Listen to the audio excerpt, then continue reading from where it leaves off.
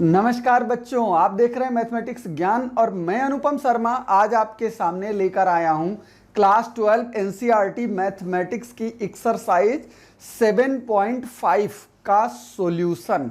ये बोर्ड परीक्षा के बच्चों के लिए बहुत ही महत्वपूर्ण एक्सरसाइज है। इस एक्सरसाइज से मिनिमम एक क्वेश्चन हर साल बोर्ड एग्जाम में 4 नंबर का पूछा जाता है। वैसे कई बार तो इस एक्सरसाइज से 6 नंबर का भी क्वेश्चन पूछ लिया गया है। यूपी बोर्ड के परीक्षार्थियों के लिए इसी एक्सरसाइज का क्वेश्चन 8 नंबर का पूछा जाता है। इस एक्सरसाइज का इंट्रोडक्शन मैं कल की वीडियो में आपको दे चुका हूं। अगर आपने देख रखी है अच्छी बात है, नहीं देख रखी है तो पहले इस आई वाले आइकन को प्रेस करके आप उस इंट्रोडक्शन की वीडियो को देख लें। उस वीडियो में मैंने आपको सिखाया है कि किसी भी फंक्शन को पार्शियल फ्रैक्शन में कैसे ब्रेक करते हैं।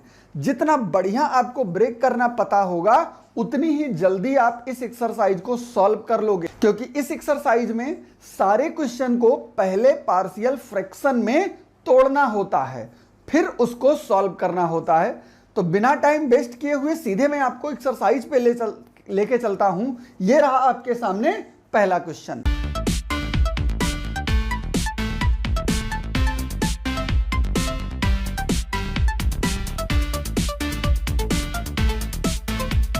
आपको मैंने पार्शियल फ्रैक्शन में ब्रेक करना सिखाया था। इसको अगर आप सिंपली करने की कोशिश करो तो आपके पास कोई ऑप्शन नहीं है, कोई तरीका नहीं है जिसको यूज करके आप सॉल्व कर सकते हो। हाँ, एक छोटी सी कंडीशन है, आप पिछली एक्सरसाइज का मतलब जो अभी जस्ट इससे पहले आपने 7.4 पढ़ी है उसका यूज करके आप इसको सॉल्व कर सकते हो। मैं पहले इस एक्सरसाइज से करके दिखाता हूं इसी क्वेश्चन को, फिर इसी क्वेश्चन को मैं पिछली वाली एक्सरसाइज से भी करके दिखाऊंगा, लेकिन सबसे पहले इस एक्सरसाइज से।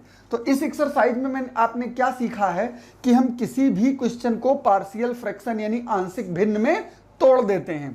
तो अगर मैं इसको तोड़ूं तो ये आपके सामने क्वेश्चन है x upon x plus 1 and x plus 2। ये एक प्रॉपर फ्रैक्शन यानी उचित भिन्न लिखी हुई है, और जब फ्रैक्शन प्रॉपर हो तो सीधे हम उसके डिनोमिनेटर यानी हर के फैक्टर को देख करके ब्रेक कर देते हैं। तो यहाँ पे इसके डिनोमिनेटर लीनियर फैक्टर हैं, और मैंने आपको सिखाया है कि लीनियर फैक्टर को ABCD में तोड़ा जाता है। तो लीनियर होने की वजह से ये एक फैक्टर बनेगा a अपॉन x प्लस 1 और दूसरा बनेगा b अपॉन x प्लस 2। आपकी किताब में बहुत ही कॉम्प्लिकेटेड तरीका दिया है, आप उसके अकॉर्डिंग नहीं चलोगे, सीधे लिखोगे बाई सॉल्विंग, और आपको डायरेक्ट a और b की वैल्यू लिखनी है। तो a और b की वैल्यू कहां से आएगी? मैंने आपको क्या सिखाया था, a की वैल्यू में निकालने जा रहा हूं तो a का फैक्टर आपको 0 कर देना है। तो a का फैक्टर 0 करने का मतलब अगर x प्लस 1 को मैं 0 करूं तो x इज इक्वल टू -1 आता है। किसी को 0 करने का मतलब होता है कि उसको आप 0 के इक्वल रख दो। तो यहां से जब x की वैल्यू निकालोगे तो ये -1 आता है। अब ये -1 आपके क्वेश्चन में से जिसको आपने 0 किया है उस फैक्टर को हटाकर रख देना होता है। तो इसमें से मैं x प्लस 1 को 0 कर रहा हूं तो x प्लस 1 को हटा दूं। तो जब आप x प्लस 1 को हटाओगे तो ये दोनों फैक्टर बचेंगे, और इन दोनों फैक्टर में मुझे x की जगह पे वही वैल्यू यानी कि -1 रख देनी है, और जो मुझे रिजल्ट मिलेगा वही a की वैल्यू होगी यानी कि -1। सेम यही काम मुझे b के साथ करना है। तो जब मैं x प्लस 2 को 0 लूंगा यानी x प्लस 2 अगर 0 है तो x इज इक्वल टू -2 हुआ। अब इसमें से मुझे x प्लस 2 फैक्टर को हटा देना है और बचे हुए दोनों फैक्टर में x की जगह -2 रख देना है यानी कि -2 प्लस 1। सॉल्व करोगे इसको तो ये आया -2 अपान -2 से +1 सब्ट्रैक्ट होके -1 हो गया, माइनस माइनस कैंसिल होके +2 आ गया। इसका मतलब इसके इक्वल में अब a और b की वैल्यू पता चल गई, वो आप रख दीजिए। तो ये है मेरे पास x by x plus 1 and x plus 2 is equal to a की वैल्यू माइनस में निकली है, b की वैल्यू प्लस में निकली है। तो पहले माइनस लिखने के बजाय पहले प्लस लिखूं ज्यादा अच्छा माना जाता है। तो मैं पहले प्लस वाली वैल्यू यानी कि b की वैल्यू ले लेता हूं, तो फैक्टर मेरा b का होगा यानी x प्लस 2। बाद में a की वैल्यू ले लूं तो -1 अपॉन x प्लस 1। ये मेरा क्वेश्चन पार्शियल फ्रैक्शन में चेंज हो चुका है। इसके लिए मैंने ये 3 लाइनें इस्तेमाल की हैं चेंज करने में। इसको अगर नॉर्मल तरीके से करते हैं तो 1 पेज लगता है। आपको आता है अच्छी बात है, नहीं आता है आप इस आई वाले आइकन को प्रेस करके पहले सीखिए कि कैसे इसको ब्रेक करते हैं, फिर एक्सरसाइज पे आइए। आगे चलते हैं क्वेश्चन पर। इसका मतलब जब मैं इंटीग्रेशन आई निकालूंगा तो अब ये वैल्यू इस इंटीग्रेशन की जगह पे रख दीजिए। तो ये मेरे पास आएगा 2/x+2 - 1/x+1 और लास्ट में dx है। आपको ब्रेक करना इंटीग्रेशन में सिखा चुका हूं कि इसको मैं 2 टुकड़ों में तोड़ सकता हूं। तो जब मैं इसको 2 टुकड़ों में तोड़ूंगा तो मुझे इंटीग्रेशन क्या मिलेगा, इस पे नंबर कांस्टेंट 2 है, 2 को बाहर कर दीजिए तो ये बचेगा मेरे पास dx/x+2 और यहां पे बचेगा इंटीग्रेशन dx/x+1। अब इसका भी फार्मूला होता है और इसका भी फार्मूला होता है। ये 1/x के फॉर्म में लिखा हुआ है और आपको पता है कि अगर इंटीग्रेशन में 1/x dx आ जाए तो ये log x के इक्वल होता है। तो इसकी जगह पे आ जाएगा log x+2 और यहां पर भी वही फार्मूला, तो इसकी जगह पे आ जाएगा log x+1 और इंटीग्रेशन खत्म होने के बाद कांस्टेंट लगाना नहीं भूलते। log का एक फार्मूला आपको पता है कि अगर a log x लिखा हो तो इसका मतलब होता है log x⁴ a। ये log का फार्मूला है, आपको पता होना चाहिए। आई थिंक log छोटे क्लासेस में पहले पढ़ाया जाता था, अब तो कोर्स में है भी नहीं, इसलिए जब जो फार्मूला यूज होगा मैं उस फार्मूले को लिख दूंगा। वैसे इंटीग्रेशन में मैंने जब आपको log वाली एक्सरसाइज पढ़ाई है, यानी एक्सपोनेंट एंड log वाली, तो उसमें मैंने log के फार्मूले बताए भी हैं। तो इस फार्मूले के हिसाब से ये 2 इसके पावर में चला जाएगा, तो इसको मैं लिख सकता हूं log में x+2 होल स्क्वायर और यहां पे है ये -log x+1 and +c। log में एक और फार्मूला मैंने आपको पढ़ाया है कि अगर log x - log y हो तो ये = बन जाता है log में x/y। तो इस फार्मूले को अगर मैं अप्लाई करूंगा तो ये बनेगा मेरे पास log x+2 का होल ऑफ स्क्वायर और अपॉन में x+1 +c और यही हमारा आंसर है। बहुत आसान तरीके से आपको अगर पार्शियल फ्रैक्शन पता है तो आप किसी भी क्वेश्चन का इंटीग्रेशन कर सकते हो। दूसरा क्वेश्चन है हमारे पास 1/x² - 9। मैं इसका आपको डायरेक्ट फार्मूला भी बता चुका हूं कि डायरेक्ट फार्मूले के अकॉर्डिंग इसका आंसर क्या होगा, लेकिन जब मैंने आपको पिछली वीडियो में यानी पिछले 7.4 एक्सरसाइज में इसका फार्मूला सिखाया था तो आपको बताया भी था कि अगर कभी ऐसा हो जाए कि वो फार्मूला खुद क्वेश्चन बन जाए तो मैं फार्मूला नहीं लगाऊंगा, तब मैं उसको सॉल्व करूंगा। लेकिन वहां पे मैंने आपको ट्रिगोनोमेट्री यूज करके सॉल्व करके दिखाया था।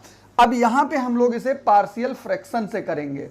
पार्शियल फ्रैक्शन का मेथड हमेशा छोटा होता है, तो इसको अगर पार्शियल फ्रैक्शन में चेंज किया जाए तो ये जो फ्रैक्शन हमारे पास लिखी हुई है ये एक क्वाड्रेटिक फ्रैक्शन है, लेकिन इसका फैक्टराइजेशन पॉसिबल है। मैंने आपसे क्या कहा था कि अगर फैक्टराइजेशन पॉसिबल है तो उसका कर लेते हैं।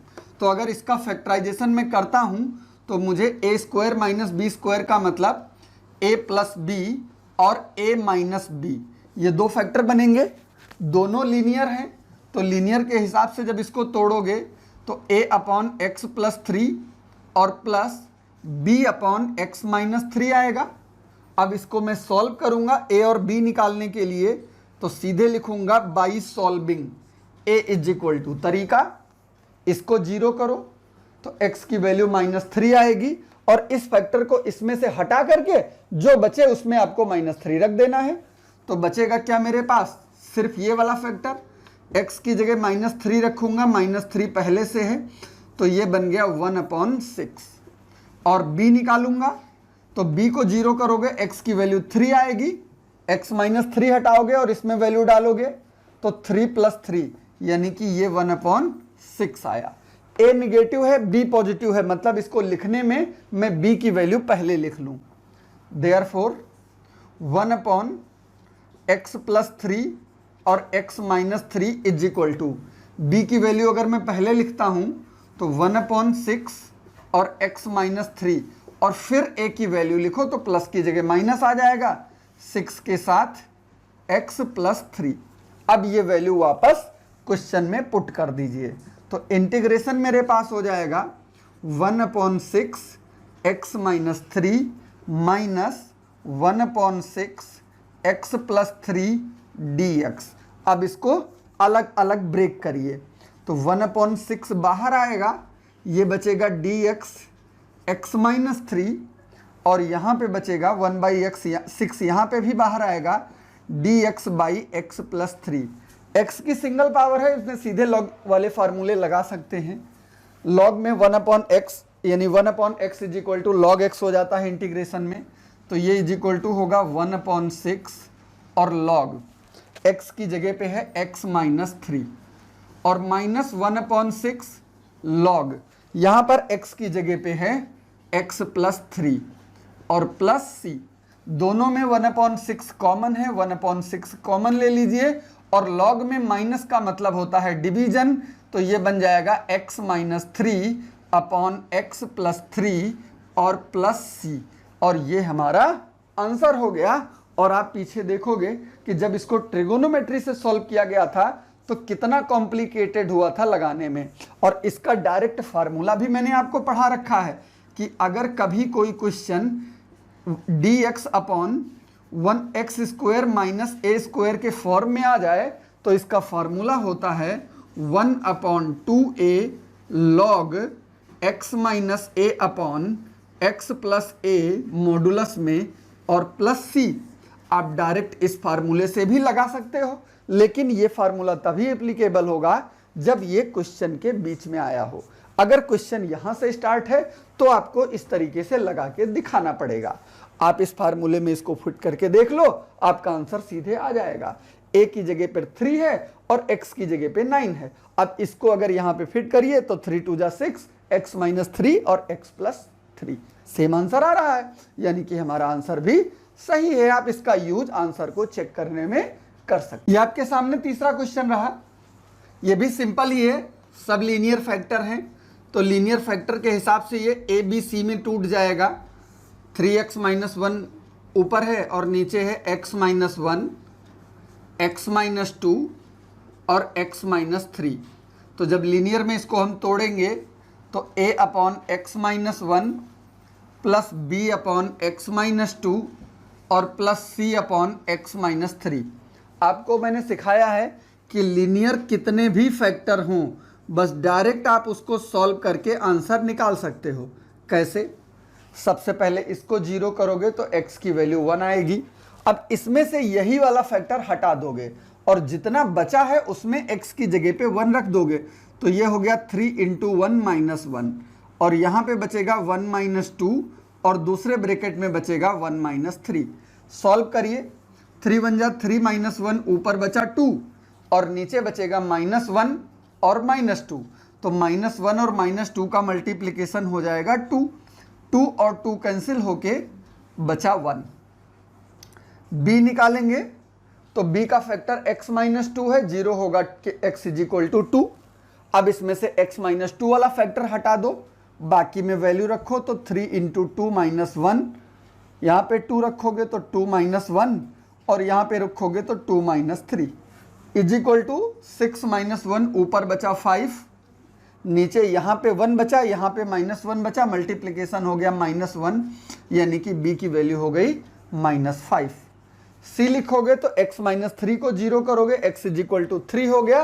अब x माइनस 3 इसमें से हटा दो तो बचा मेरे पास 3 इंटू 3 माइनस 1 और इधर बचा मेरे पास x की जगह 3 डालो तो 3 माइनस 1 और 3 माइनस 2। सॉल्व करिए इसको तो 9 माइनस 1 से सब्ट्रैक्ट होके 8 बचा, यहाँ पे बचा 2 और यहाँ पे बचा 1, तो 2 कम 2, 2 से 8 कट के बचा 4।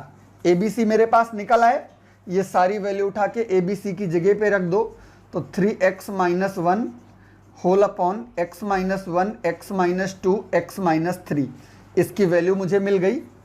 a की वैल्यू 1 है तो 1 अपॉन x की जगह पे x माइनस 1 है, b की वैल्यू माइनस 5 है तो -5/x-2, और c की वैल्यू 4 है तो 4/x-3। अब ये तीनों वैल्यू मिल गई। अब ये तीनों आप उठा करके इंटीग्रेशन में रख दीजिए, तो i मेरे पास क्या मिलेगा, इंटीग्रेशन, इसकी जगह पे जब मैं ये वैल्यू डालूंगा तो 1/x-1 -5/x-2 और +4/x-3 और dx।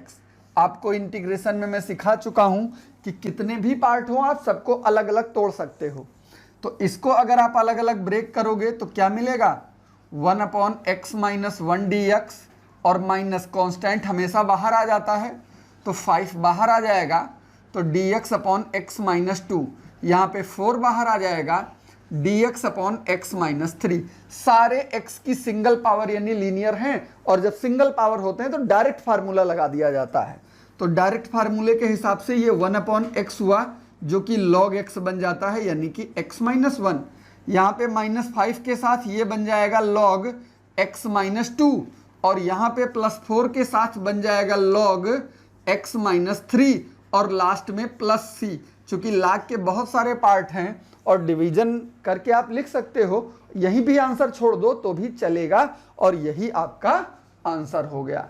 तो इसका पार्शियल फ्रैक्शन यानी आंशिक भिन्न का यूज करोगे तो बहुत ही आसानी से कम समय में और जल्दी सॉल्व हो जाएगा। लेकिन उसके लिए आपको अगर ये कॉन्सेप्ट अच्छे से पता है, नहीं पता है फिर दोहरा रहा हूं, आप मेरी पिछली वाली वीडियो देखिए, इंट्रोडक्शन वाली इसी की, आप एक एक चीज आसानी से समझ जाओगे।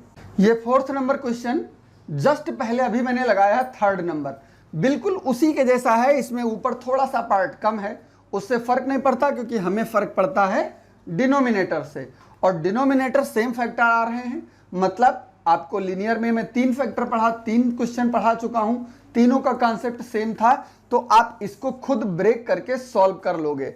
अगर बाई चांस आपसे नहीं सॉल्व होता है, कोई प्रॉब्लम होती है, तो वीडियो के लास्ट में आपको मेरा व्हाट्सएप नंबर मिलेगा, आप अपने क्वेश्चन को हमारे व्हाट्सएप पे व्हाट्सएप कर दीजिएगा और मैं उसका सॉल्यूशन आपको तुरंत प्रोवाइड करा दूंगा। उसके अलावा आप नीचे कमेंट बॉक्स में भी कमेंट कर सकते हैं। तो मैं अगले क्वेश्चन पे चलता हूं। ये क्वेश्चन आसान है, सेम उसी तरीके से आप लगा सकते हो। अब इस क्वेश्चन को देखिए, यहां पे इसका डिनोमिनेटर एक क्वाड्रेटिक फैक्टर आ गया, और क्वाड्रेटिक इक्वेशन का अगर फैक्टराइजेशन पॉसिबल है तो पार्शियल फ्रैक्शन में ब्रेक हो जाएगी, और अगर फैक्टराइजेशन पॉसिबल नहीं है तो आपको एक्सरसाइज 7.4 की तरीके से, यानी कि इसको पूर्ण वर्ग बना करके, या फिर कह लीजिए इंग्लिश में कि बाई कंप्लीटिंग परफेक्ट स्क्वायर को यूज करके सॉल्व करना होगा। लेकिन यहां पे इसका फैक्टर हो सकता है, तो सबसे पहले मैं इसका फैक्टर कर सकता हूं। फैक्टर करने की भी मैंने ट्रिक बना रखी है। अगर आपको फैक्टर आता है अच्छी बात है, नहीं आता है तो ये ऊपर आई वाला आइकन प्रेस करके आप फैक्टर की वीडियो जरूर देखिएगा। आप ये सारे फैक्टर एक एक लाइन में करने लगोगे। 2 के ऐसे टुकड़े जोड़ने पर 3 आए, ये होते हैं 1 + 2। अब मुझे इसका एक पेयर लेना होता है, यानी कि ये फैक्टर एक बना x + 1, और दूसरा इससे फर्स्ट और लास्ट को डिवाइड करोगे तो दूसरा फैक्टर बनेगा x + 2। यानी हमारे पास जो ये क्वेश्चन बना, ये बना 2, सीधे मैं लिखता हूं, ये बना 2x/x² + 3x + 2 = 2x/x + 1 और x + 2। और अब देखिए ये आपका फर्स्ट वाला क्वेश्चन बन गया। आप फर्स्ट वाले क्वेश्चन के हिसाब से इसको सीधे तोड़ दोगे, a/x + 1 और b/x + 2 सॉल्व करके सिखा चुका हूं। इस क्वेश्चन को आप खुद सॉल्व करोगे, बहुत ही इजी है। ये रहा आपके सामने 6 नंबर क्वेश्चन। ये थोड़ा सा कॉम्प्लिकेटेड आ गया। मैंने इंट्रोडक्शन में आपको सिखाया था प्रॉपर और इम्प्रॉपर फ्रैक्शन। क्वेश्चन को लगाने से पहले हम पता कर लेते हैं कि वो प्रॉपर यानी उचित भिन्न है या नहीं। यहाँ पे आप खास चीज, मैंने पिछली वीडियो में ये भी सिखाया था कि अगर क्वेश्चन अलजबरा में हो तो कैसे चेक करते हैं। तो अलजबरा में अगर न्यूमरेटर और डिनोमिनेटर यानी ऊपर वाले टर्म की पावर और नीचे वाले टर्म की पावर सेम हो जाए तो वो प्रॉपर फ्रैक्शन नहीं होता। और यहाँ पे देखो ऊपर वाले टर्म की पावर 2 है और नीचे देखिए 1x और 1x यानी इसकी भी पावर 2 है, मतलब कि ये प्रॉपर फ्रैक्शन नहीं हुआ।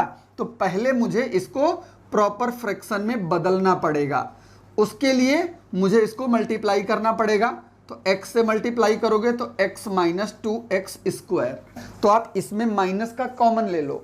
इसमें आप जब माइनस कॉमन लोगे तो ये आपके पास बचेगा x स्क्वायर माइनस 1। यहाँ भी माइनस कॉमन लो तो ये बच जाएगा 2x स्क्वायर माइनस x, और ये माइनस माइनस कैंसिल हो गया। अब आप इसको कर सकते हो। 2x स्क्वायर माइनस x से डिवाइड करना है x स्क्वायर माइनस 1 से। तो 2x स्क्वायर को x स्क्वायर बनाने के लिए 1/2 टाइम ले जाना पड़ेगा। तो ये बच जाएगा मेरे पास x स्क्वायर, और इसका इससे मल्टीप्लाई करोगे माइनस 1/2x। सब्ट्रैक्ट करो, ये माइनस हो गया और ये प्लस होके कैंसिल हो गया। यहाँ पे बचा मेरे पास 1/2x और माइनस 1। तो ये वैल्यू मुझे क्या मिलेगी? 1/2 एंड प्लस। रिमाइंडर को ऊपर लिखा जाता है और डिवाइजर को हमेशा नीचे लिखा जाता है। ठीक है। अब मेरे पास सिर्फ इतना पार्शियल फ्रैक्शन में ब्रेक होने के लिए बचा, तो मैं इसी को पार्शियल फ्रैक्शन में ब्रेक करूंगा। और उससे पहले मैं इसके ऊपर वाले पार्ट को भी ऐड करके सिंप्लीफाई कर लूं। तो ये मेरे पास बचेगा 1/2 प्लस, अगर इसको मैं ऐड करूं यानी कि इसमें से 1/2 अगर मैं कॉमन ले लूं तो मुझे क्या मिलेगा? देखिए x माइनस 2 और होल अपॉन जो ये पार्ट दिया है इसको वापस फैक्टर में लिख दो, यानी इसमें x कॉमन ले लो तो ये बच जाएगा 2x माइनस 1। ये और ये सेम है, आप सिंप्लीफाई और कर सकते हो। यहां पे अगर ये लाइन ना समझ में आई हो, मैं फिर से समझाने की कोशिश करता हूं। बहुत सारे बच्चे होंगे जिनको हो सकता है ये लाइन ना समझ में आई हो। देखिए ये 1/2 है प्लस, यहाँ पे कुछ नहीं है, एलसीएम 1 ले लीजिए। तो जब मैं इसका एलसीएम लूंगा तो ऊपर 2 और 1 का एलसीएम हुआ 2। अब 2 से 2 को डिवाइड करोगे 1 आएगा, और 1 और x का मल्टीप्लाई x हुआ, माइनस 1 से 2 को डिवाइड करोगे 2 आएगा, और 2 1 जा 2। देखिए ऊपर वाला वही पार्ट आ गया, और नीचे है 2x स्क्वायर माइनस x, जहां पे कुछ नहीं हो बाई 1 लिख सकते हैं। तो ये मेरे पास बचा 1/2 प्लस x माइनस 2/2 और इनटू, ये डिनोमिनेटर ऊपर भेजोगे रेसिप्रोकल यानी उल्टा हो जाएगा, तो ये हो जाएगा 1/2x स्क्वायर माइनस x। अब मैं इसको लिख सकता हूँ 1/2 प्लस, इस 1/2 को बाहर भेज दीजिए, और ये मेरे पास बाकी जो पार्ट बचेगा उसकी जगह पे क्या बचा? x माइनस 2 ऊपर बचा, और नीचे इसको मैं फैक्टर में लिख दूं तो फैक्टर में x इसमें से कॉमन है, तो बचेगा मेरे पास 2x माइनस 1। अब ये मेरे पास इतनी प्रॉपर फ्रैक्शन बनी, और इसी को मुझे पार्शियल फ्रैक्शन में ब्रेक करना है। तो अगर मैं इसको पार्शियल फ्रैक्शन में ब्रेक कर रहा हूं तो ये मेरे पास है x minus 2 x and 2x minus 1, दोनों लीनियर हैं। तो लीनियर को मैं a और प्लस b में ब्रेक करता हूं, 2x माइनस 1। इसको सॉल्व करोगे, सॉल्व करने की जरूरत नहीं है, बस सिर्फ लिख देते हैं बाई सॉल्विंग। तो a is equal to, a का factor x is equal to 0 है, इसमें से x हटा दो, बाकी जो बचे उसमें x की जगह 0 रख दो, तो ऊपर बचेगा -2 और नीचे बचेगा -1 इज इक्वल टू 2 हो गया। अब b की बात करें तो b का 0 अगर रखोगे तो x की वैल्यू 1/2 आएगी। यहां से इसको हटा के बाकी में x की जगह 1/2 रखो, तो 1/2 -2 और x की जगह पे है 1/2। सॉल्व करोगे 2 2 जा 4, 4 से 1 सब्ट्रैक्ट हुआ, -3/2 अपॉन 1/2, 2 और 2 कैंसिल हो गया, ये हो गया -3। इसका मतलब x minus 2 by x and 2x minus 1, a की वैल्यू हो गई 2/x और प्लस b की वैल्यू -3 है, तो ये प्लस माइनस माइनस हो जाएगा, 3 अपॉन 2x माइनस 1। अब मैं इसको इंटीग्रेशन में पुट कर देता हूं। देयरफॉर इंटीग्रेशन मेरे पास क्या था? ये, और इसको मैंने किस में चेंज किया? यहां पे। तो ये मैं इसकी जगह रखूं 1/2 प्लस 1/2, और इसकी जगह पे है x minus 2 upon x 2x minus 1 और dx। और इसको मैंने अभी भी पार्शियल फ्रैक्शन में ये चेंज किया है, तो मैं इतने की जगह पे ये रख सकता हूं।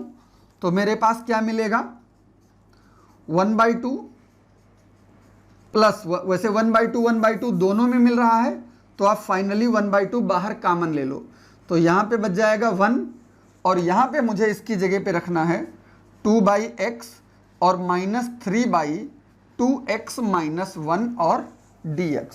अब ये तीन टुकड़े आपके सामने बन गए, तीनों को अलग अलग करिए। तो 1/2 के साथ 1 का मतलब केवल dx हुआ।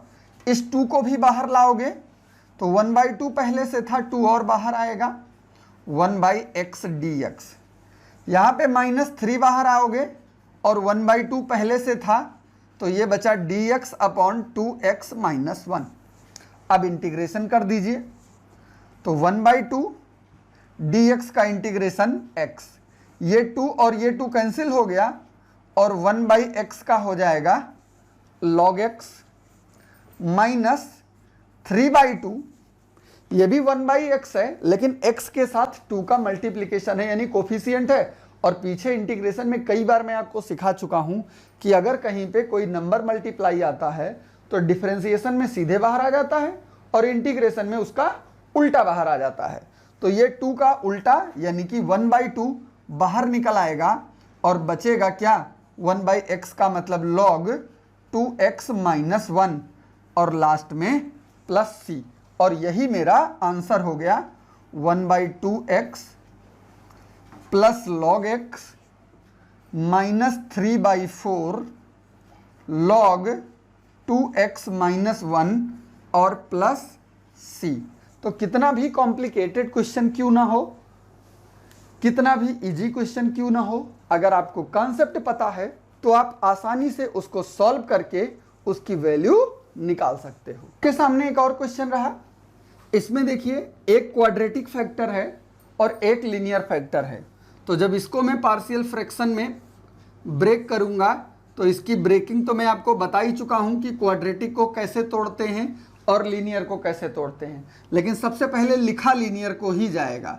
तो a अपॉन x माइनस 1, और क्वाड्रेटिक हमेशा दो टुकड़ों में टूटता है, तो bx और प्लस c, और होल अपॉन में बचेगा x स्क्वायर प्लस 1।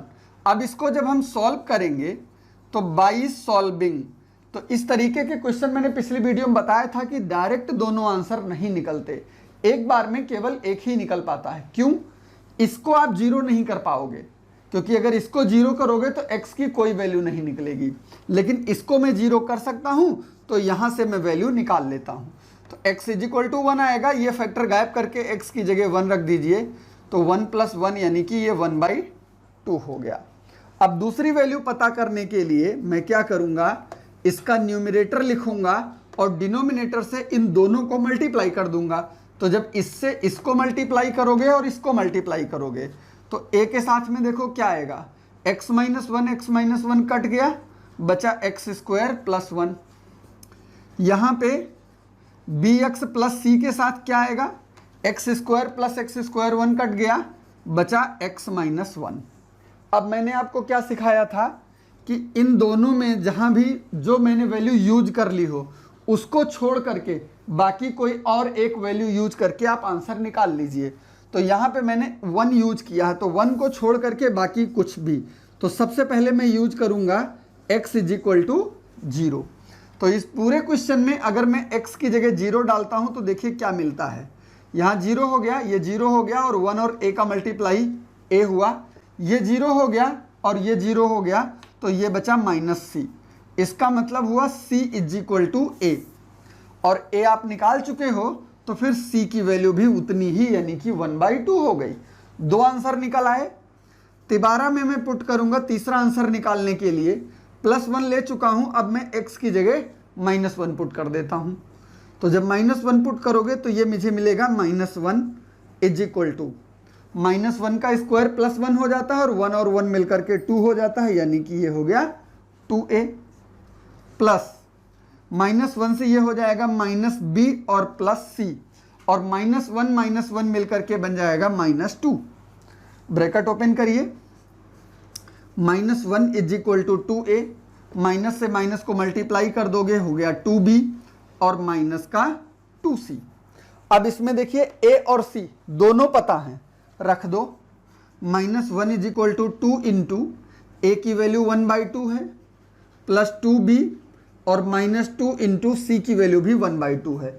ये 2 और ये 2 कैंसिल हो गया, मेरे पास बचा क्या, 1 - 1 हो गया 0, यानी कि बचा मेरे पास 2b इज इक्वल टू -1। इसका मतलब हो गया b is equal to -1/2। A B C तीनों निकल चुके, अब ये तीनों यहां पे पुट कर दीजिए। Therefore x upon x square plus 1 x - 1 is equal to, a की वैल्यू मैंने निकाली 1/2, तो ये 1/2x हो गया। b की वैल्यू आपने निकाली -1/2x और प्लस c की वैल्यू फिर से 1/2 अपॉन एक्स स्क्वायर प्लस 1। इसको और सिंप्लीफाई कर सकता हूं मैं, 1/2x, इन दोनों में 1/2 कॉमन है, तो माइनस का 1/2 कॉमन ले लो, तो बचेगा क्या, माइनस कॉमन लेने से साइन बदल गए ऊपर के, और नीचे तो जो था वही रह गया। अब मुझे ये क्वेश्चन में रख देना है, तो इंटीग्रेशन मेरा क्या निकलेगा, 1/2x minus 1/2 into x - 1/x² plus 1 और dx। अलग अलग ब्रेक करिए, 1/2 बाहर चला गया, ये बचा 1/2 dx, यहाँ पे -1/2 बाहर चला आया और ये बचा x - 1 और x² plus 1 dx is equal to 1/2। 1/x का फॉर्मूला होता है log x, -1/2। अब ये देखिए फिर से दो जगह टूट सकता है, तो इसके फिर से दो टुकड़े बना दीजिए। कौन कौन से, एक x/x² प्लस 1 और दूसरा 1/x² प्लस 1 और लास्ट में dx is equal to 1/2 log x minus 1/2, integration में बचेगा x अपॉन x² प्लस 1 dx और माइनस माइनस हो गया plus 1/2 integration dx upon x² plus 1 is equal to 1/2 log x minus 1/2। अब इतना इंटीग्रेशन सीख चुके हो कि इसको आप ओरल कर सको। ओरल कैसे करते हैं, इसको टी लेट करोगे, यहाँ मैं करके साथ में दिखाता भी हूँ आपको कि अगर आप x² प्लस 1 को टी लेट करोगे तो इसका जब इंटीग्रेशन करोगे तो ये 2x dx is equal to dt बचेगा। मतलब x dx की जगह ये 2 इधर आएगा तो ये बन जाएगा dt/2। तो x और dx की जगह पे आप रखोगे dt/2, उसका बाई 2 वाला ये 1/2 बाहर ले लो और बचा क्या फिर dt/t, और dt/t का इंटीग्रेशन log t और t की जगह पे है x² प्लस 1 और यहाँ पे 1/2 1/x² प्लस 1 का सीधे फार्मूला होता है, पिछली वीडियो में सीखा है आप लोगों ने, tan इनवर्स x और फिर से लास्ट में प्लस c, और यही हमारा आंसर हो गया 1/2 log x minus 1/4 log x² plus 1 और plus 1/2 tan inverse x plus c, और यही आंसर हो गया। ये सारे एक में मैं मिला नहीं पाऊंगा, इसलिए इसको यहीं पर छोड़ देने में फायदा है। आप चाहो तो और फर्दर सॉल्व कर सकते हो, पर उसकी कोई जरूरत नहीं है। ये एक बहुत बड़ी एक्सरसाइज है और इसके क्वेश्चन बहुत बड़े बड़े होते हैं जिनको सॉल्व करने में टाइम लगता है।